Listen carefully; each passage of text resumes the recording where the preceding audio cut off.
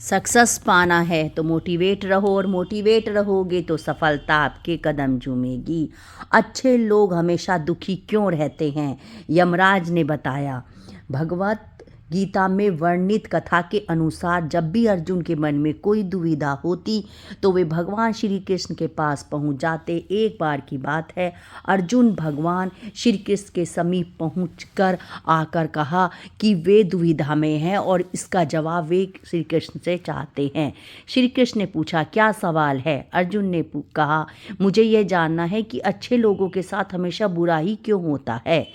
वही बुरे लोग खुशहाल दिखते हैं। अर्जुन के मुंह से ऐसी बातें सुनकर श्री कृष्ण मुस्कुराए और कहा, मनुष्य जैसा सोचता है और महसूस करता है वैसा कुछ नहीं होता है, बल्कि और अज्ञानता की वजह से वे सच्चाई नहीं समझ पाते। अर्जुन उनकी ये बात समझ नहीं पाई। इसके बाद श्री कृष्ण ने अर्जुन से पूछा, पार्थ, मैं तुम्हें एक कथा सुनाता हूँ, उसे सुनकर तुम समझ जाओगे कि हर प्राणी को उसके कर्म के हिसाब से ही फल मिलता है।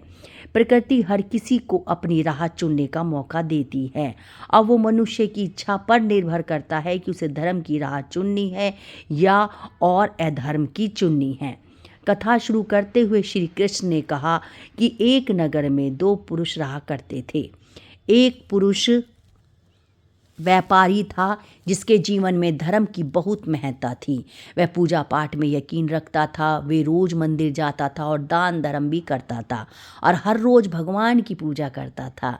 वहीं दूसरा पुरुष बिल्कुल विपरीत था। वह हर रोज मंदिर तो जाता था लेकिन पूजा करने नहीं, बल्कि मंदिर के बाहर से जूते चप्पल चुराने।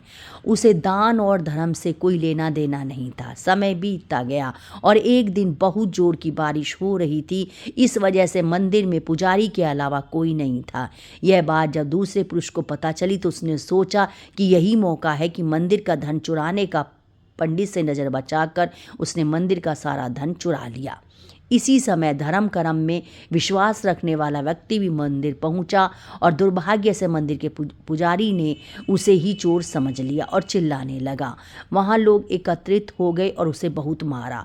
किसी तरह वह बचते बचाते वहां से निकला तो दुर्भाग्य से उसके साथ वहां भी नहीं छोड़ा। मंदिर के बाहर वहीं गाड़ी से टकरा गया और घायल हो गया। फिर वह एक व्यापारी लंगड़ाते हुए घर जाने लगा तो रास्ते में उसकी मुलाकात उस पुरुष से हुई जिसने मंदिर से धन चुराया था। उसने कहा, आज तो मेरी किस्मत चमक गई, एक साथ इतना सारा धन मिल गया। ये सब देखकर उसे बहुत बुरा लगा और उसने अपने घर से भगवान की सारी तस्वीर निकाल दी। कुछ सालों बाद दोनों पुरुष की मृत्यु हो गई। मरने के बाद जब दोनों यमराज की सभा में पहुंचे और भले पुरुष ने दूसरे व्यक्ति को देखा तो उसे बहुत गुस्सा आया। उसने क्रोधित होकर यमराज से ही पूछ लिया, मैं तो हमेशा अच्छे कर्म करता था, दान में विश्वास रखता था, उसके बदले जीवन भर मुझे अपमान और दर्द ही मिला, और इस व्यक्ति को नोटों से भरी पोटली, आखिर ऐसा भेदभाव क्यों? इस पर यमराज ने कहा, पुत्र, तुम गलत समझ रहे हो। जिस दिन तुम्हारी गाड़ी से टक्कर हुई वह दिन तुम्हारे जीवन का आखिरी दिन था, परंतु तुम्हारे अच्छे कर्मों की वजह से तुम्हारी मौत सिर्फ एक छोटी सी चोट में बदल गई।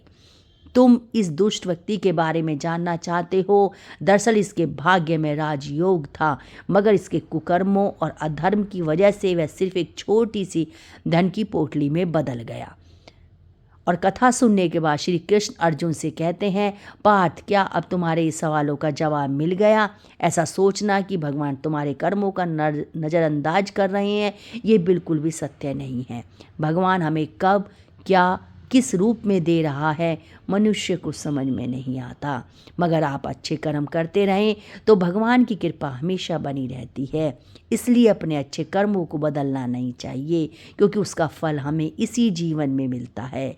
इसलिए मनुष्य का फर्ज है कि वह हमेशा अच्छे कर्म करते रहें, और क्योंकि श्री कृष्ण ने गीता में भी बताया है कि किसी के द्वारा किया गया कर्म में बेकार नहीं जाता है, चाहे वह अच्छा हो या वो बुरा हो।